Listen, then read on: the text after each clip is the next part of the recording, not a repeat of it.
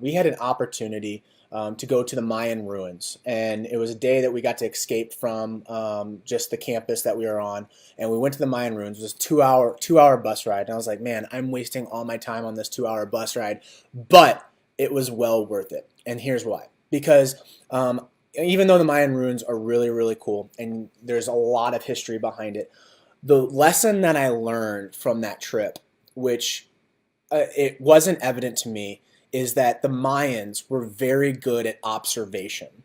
They were very good at observing their world and where they lived and how things interacted in the world. And so you're probably wondering, how does this even parlay into our conversation? And this is ask the question. You're asking the question. You're observing how you feel. You're observing how the team interacts with you. You're observing the questions and the thoughts that are going through your mind. When you're not doing that, you're on the defensive. You always want to be on the offensive. So accepting what Ryan has said with, I have to accept that failure is going to happen.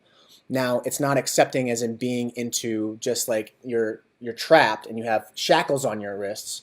It's accepting the fact that it's going to happen and now asking the question, how do I become better? How do I move forward? Not avoid the failure, but how do I tackle it head on? Because I know that if I have that same situation happen to me, how do I react? Do I react differently? And with the cages, we have 15 new players. We're doing this drill where we have our machine that's throwing super fast, and then you have myself or Ryan, and we're throwing BP. Super slow. It's a double. It's a double barrel. So you have machine and you have the BP tosser.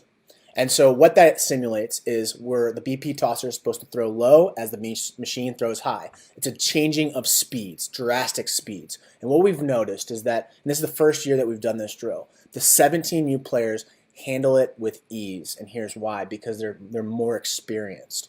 Now, they still have their struggles, you still see emotions, but then the 15U player, this is where it gets really interesting. They are emotionally unstable, and here's why: because they're in an unsafe territory. They're around new people, they're around older guys, they're around new instructors, they're around new coaches, so they want to make an impression. And we have to talk to them and we have to tell them, this is what we want to see. We want to see how you react to failure.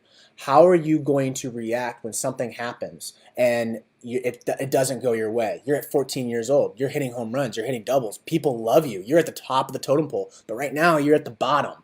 How are you reacting?